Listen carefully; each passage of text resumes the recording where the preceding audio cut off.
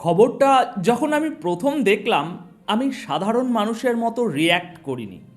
পশ্চিমা মিডিয়া বলছে আমেরিকা নাকি যুদ্ধের প্রস্তুতি নিচ্ছে, কিন্তু জিওপলিটিক্যাল দাবার বোর্ডে যারা চোখ রাখেন তারা জানেন সত্যটা কতটা ভয়ঙ্কর। গত 48 ঘন্টায় রাতের অন্ধকারে চুপি চুপি আমেরিকা তাদের মধ্যপ্রাচ্যের সবচেয়ে বড় দুই সামরিক ঘাঁটি কাতারের আল উদেদ এবং বাহরাইন থেকে নিজেদের সৈন্য এবং ফাইটার জেট সরিয়ে নিচ্ছে। পশ্চিমা মিডিয়া এটাকে বলছে টেকনিক্যাল রিপোজিশনিং, কিন্তু আমি বলি এর আসল নাম ভয়। হ্যাঁ, পৃথিবীর তথাকথিত সুপার পাওয়ার আজ পালাতে বাধ্য হচ্ছে, কারণ তারা বুঝতে পেরেছে আগামী 10 দিনের মধ্যে তারা যদি ইরানে প্রথম হামলাটা করে, তবে সেটা আমেরিকার ইতিহাসে সবচেয়ে বড় আত্মঘাতী সিদ্ধান্ত হতে যাচ্ছে। এমন এক ফাঁদ তৈরি করা হয়েছে যেখান থেকে ফিরে আসার কোনো রাস্তা ট্রাম্পের নেই। দর্শক, আজকের ভিডিওতে আমরা শুধু খবর পড়ব না, আমরা পশ্চিমা ভণ্ডামির মুখোশ টেনে ছিঁড়ব এবং দেখব কিভাবে চীন, রাশিয়া এবং ইরান আমেরিকাকে এমন এক গোলক ধাঁধায় ফেলেছে যার শেষ পরিণতি হতে পারে আমেরিকান সাম্রাজ্যের পতন। আজকের এই অ্যানালিসিসে আমরা মূলত 4টি পয়েন্টের গভীরে যাব। প্রথমত, কেন আমেরিকা হঠাৎ করে কাতার আর বাহরাইন থেকে পালাচ্ছে, এর পেছনের সেই স্যাটেলাইট ইমেজের রহস্য কী। দ্বিতীয়ত, ডোনাল্ড ট্রাম্পের চরম হতাশা, কেন তিনি একদিকে যুদ্ধের হুমকি দিচ্ছেন আবার অন্যদিকে ইরানের কাছে কার্যত ভিক্ষে বা ডিল ভিক্ষে বা চুক্তির ভিক্ষে চাইছেন। এবং সবশেষে আমরা দেখব ইউএসএস জর্জ বুশ নামের যে নিউক্লিয়ার এয়ারক্রাফট ক্যারিয়ারের জন্য আমেরিকা অপেক্ষা করছে, সেটা কিভাবে তাদের জন্য একটা ভাসমান কফিনে পরিণত হতে পারে।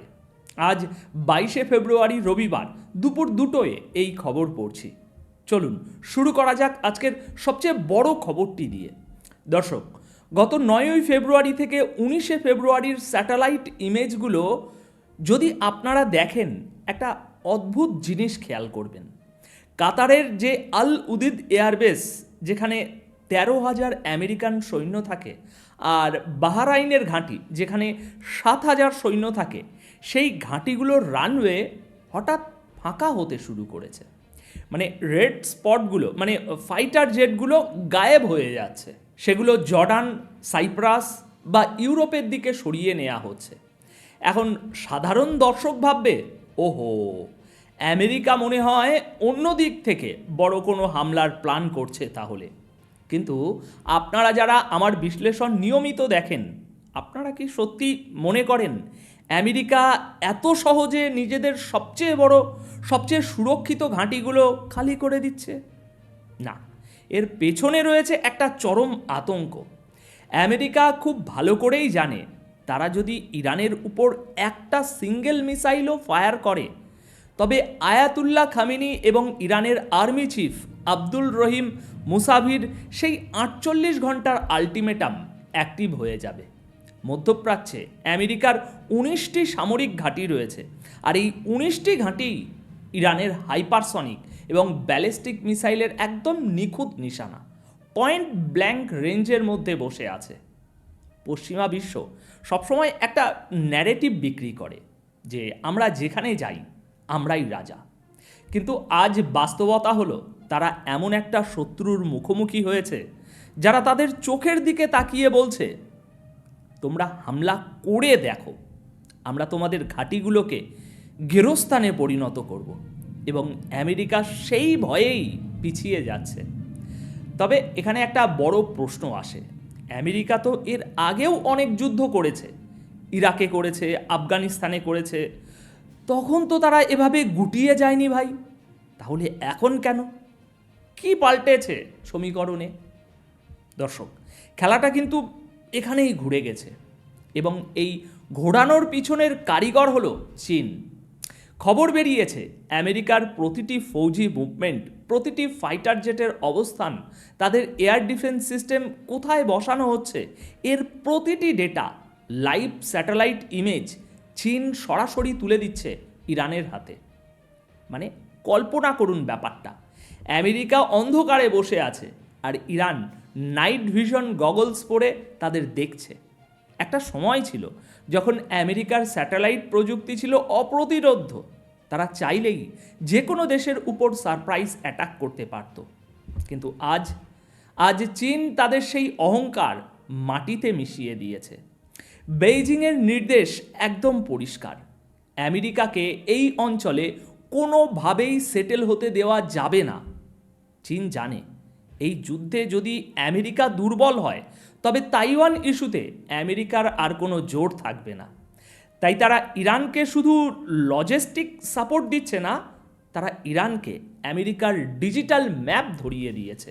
আমেরিকা এবং ইউরোপের এই মুহূর্তে সবচেয়ে বড় ক্ষোভ কার উপর জানেন? ইরানের উপর নয়, চীনের উপর।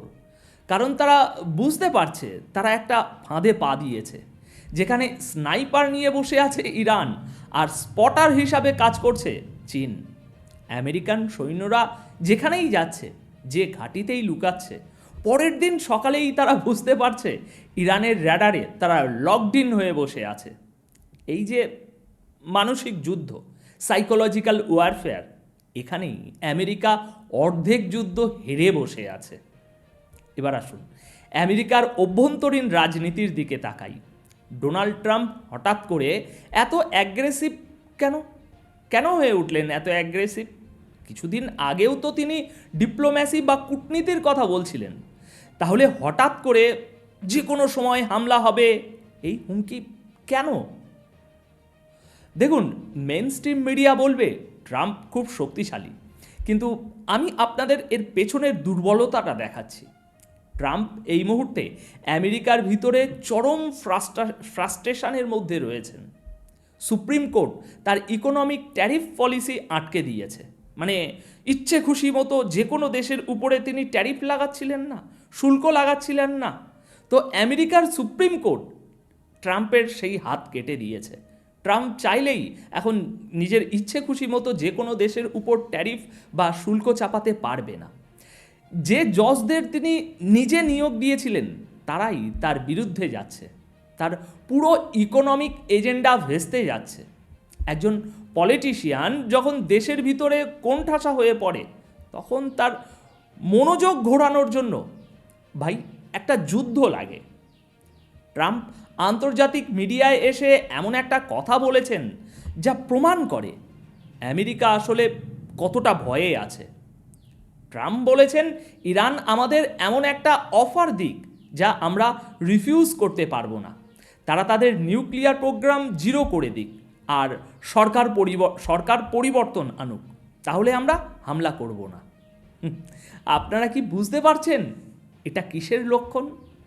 এটা কোনো পরাশক্তির হুমকি নয়, এটা হলো সম্মান বাঁচিয়ে পালানোর একটা রাস্তা খোঁজা। ট্রাম্প আসলে ইরানকে বলছে, ভাই তোমরা এমন কিছু একটা করো যাতে আমি দুনিয়াকে দেখাতে পারি যে আমি জিতেছি, আর আমাকে যুদ্ধটা করতেই না হয় যেন। কারণ আমেরিকার কংগ্রেস খুব ভালো করেই জানে এই যুদ্ধ শুরু হলে কি হবে। আমেরিকান ল মেকাররা ট্রাম্পকে আটকাচ্ছে। তারা বলছে কংগ্রেসের অ্যাপ্রুভাল ছাড়া কোনো যুদ্ধ নয়। কেন? কারণ তারা জানে ইরানের প্রথম রিট্যালিয়েশন বা পাল্টা হামলা, ওই হামলাতে শুধু সৈন্য মরবে না, আমেরিকার পুরো সাইবার ইনফ্রাস্ট্রাকচার ধ্বংস করে দিতে পারে। নরওয়ে, জার্মানি, পোল্যান্ড, বেলজিয়াম সবাই তাদের নাগরিকদের ইরান ছাড়তে বলছে।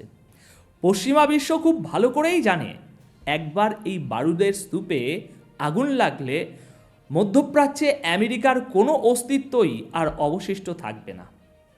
এখন পশ্চিমা মিডিয়া আর একটা মূলো ঝোলাচ্ছে আপনাদের সামনে। তারা বলছে দাঁড়াও, ইউএসএস জর্জ বুশ আসছে। এই ইউএসএস জর্জ বুশ হলো আমেরিকার নিউক্লিয়ার পাওয়ার্ড এয়ারক্রাফট ক্যারিয়ার, পৃথিবীর সবচেয়ে ভয়ঙ্কর যুদ্ধজাহাজগুলোর একটা। এটা ভূমধ্যসাগরে বর্তমানে এন্ট্রি নিয়েছে এবং জর্ডানের কাছাকাছি আসতে তার আরও কয়েকদিন সময় লাগবে। বলা হচ্ছে এই জাহাজ পজিশন নিলেই নাকি যুদ্ধের উল্টো গুনতি শুরু হবে। সাথে আছে 200 ফাইটার জেট আর 600 টমাহক মিসাইল। শুনতে খুব হলিউড মুভির মতো লাগছে, তাই না?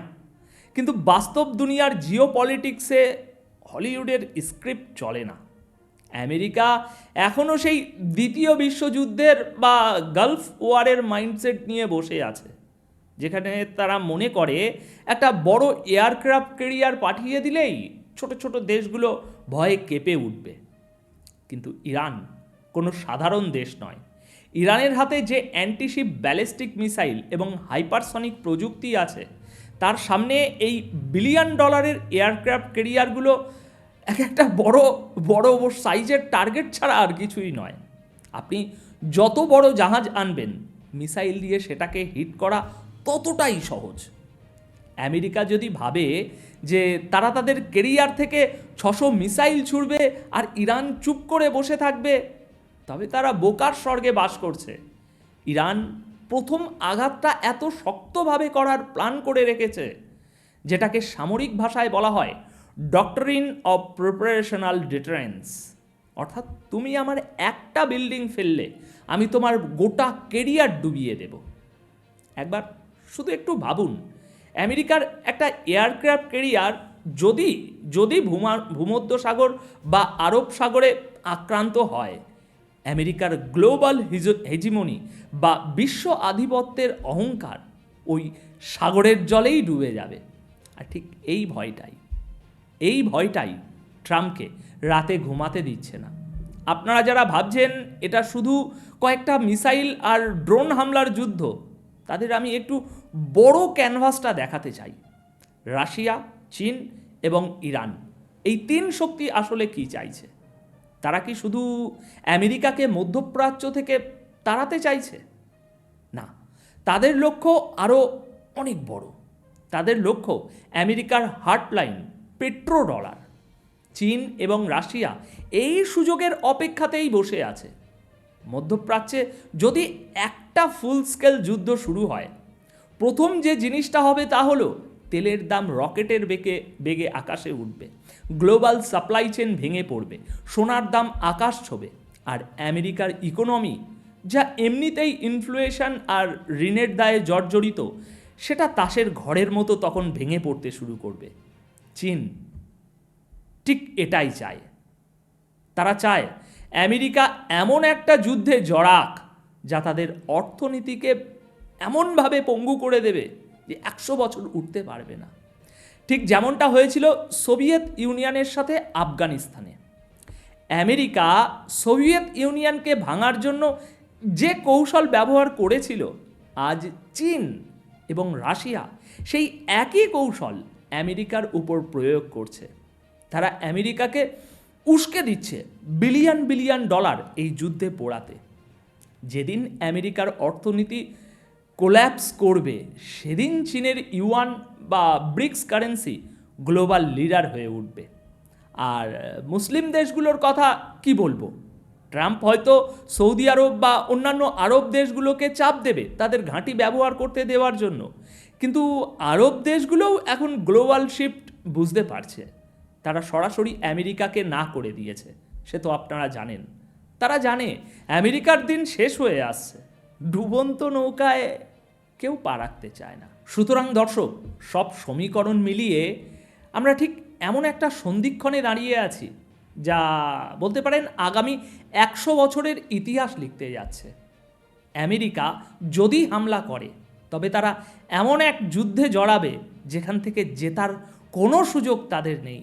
তারা শুধু তাদের সৈন্য হারাবে না, তারা তাদের গ্লোবাল সুপার পাওয়ার যে ওই স্ট্যাটাস, সেটা চিরতরে হারাবে।